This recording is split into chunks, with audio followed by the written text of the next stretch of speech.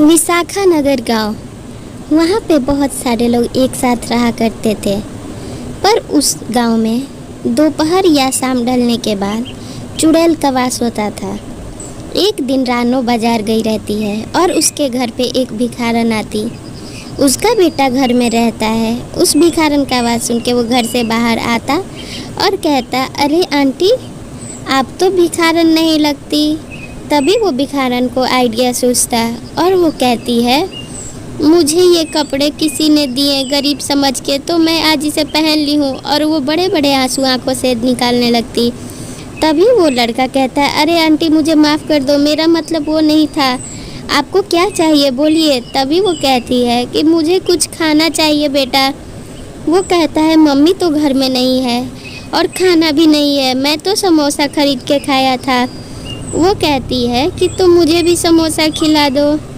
लड़का कहता है कि मैं इस गांव में नया हूँ, बगल के अंकल से मम्मी बोल के गई थी, मुझे तो समोसा अंकल ला के दे गए।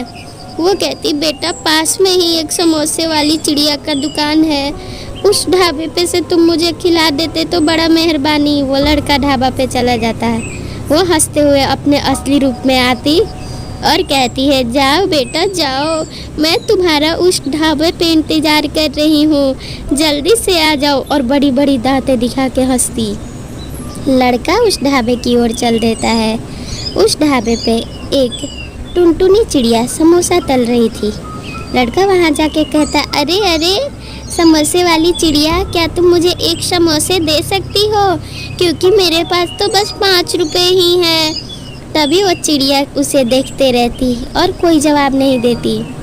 वो कहता, अच्छा ठीक है, मैंने तो अब तुम्हारा ढाबा भी देख लिया, अगर तुम्हारे समोसे 6 रुपए पीस है तो वो भी बता दो, तुम जवाब क्यों नहीं दे रही हो। इस बात पे भी वो चिड़िया जवाब नहीं देती। वो कहता कि ठीक है, तुम्हारा समोसा का दाम जितना है उतना ही मुझे बता दो बाबा, फिर ऐसे क्यों देख रही हो। वो चिड़िया फिर भी कोई जवाब नहीं देती। फिर लड़का कहता, अरे भाई दो दो। तभी वो चिड़िया गायब हो जाती है। वो लड़का शॉक्ड हो जाता है और पीछे से उसे कुछ आवाज़ सुनाई देती। उसे वहाँ पे एक खूंखार चिड़िया दिखाई देती जो उसकी ओर आती और उसे अपने अंदर समा लेती और फिर वो हंसते हुए गायब हो जाती। अगले दिन लड़के की माँ उस गांव में जाती जहाँ पे सारे गांव वाले एक साथ रहा करते थे, क्योंकि पूरे रात वो अपने बच्चे को ढूंढते रहती और शोर मचाती, कोई मेरी मदद करो, मैंने कल से खाना नहीं खाया और मेरा बेटा ढूंढ के ला दो। गांव वालों के सामने वो बेहोश हो जाती। गांव वाले उसको होश में लाने की बहुत कोशिश करते पर वो होश में नहीं आती। वो लोग जल्दी से बाबा के आश्रम पर जाते और बाबा जी को बुला के लेके आते। बाबा जी वहाँ आते और उसे पानी मार के होश में लाते।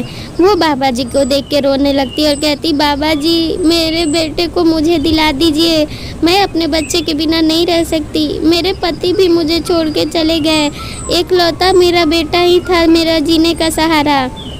बाबा जी कहते हैं, तुम अपने बच्चे को जब घर में छोड़ के गई तो उसे बता के जाना चाहिए था कि घर से बाहर ना निकले। अच्छा ठीक है, मैं तुम्हें अपनी शक्तियों का इस्तेमाल करके बेटे से बात करा देता हूँ। अपनी शक्तियों का इस्तेमाल करके उसके बेटे से उसकी बात करा देते हैं। तब जाके उसे थोड़ा चैन मिलता और गांव वाले उसे लाके थोड़ी ठंडी पानी और चाय देते हैं। वो खाती और पीती। उसका बेटा फ़ोन पे कहता, माँ मैं घर पे ही हूँ, तुम जल्दी से आ जाओ, मैं तुम्हारा इंतज़ार कर रहा हूँ। वो शॉक्ड हो जाती और बाबा से कहती, बाबा जी पर मेरा बच्चा तो घर पे नहीं था। वो सारी बातें बताते कि कैसे चुड़ैल चिड़िया उसके बेटे को निगल गई थी, अपनी जादुई शक्ति से वो उसे बचा दिए हैं। पर आज के बाद कभी अपने बच्चे को अकेले छोड़ के कहीं ना जाना। फिर वो समझ जाती और अपने बच्चे को कभी कहीं छोड़ के नहीं जाती। ऐसी कहानी देखने के लिए चैनल सब्सक्राइब कर दे और इस वीडियो को एक लाइक कर दे।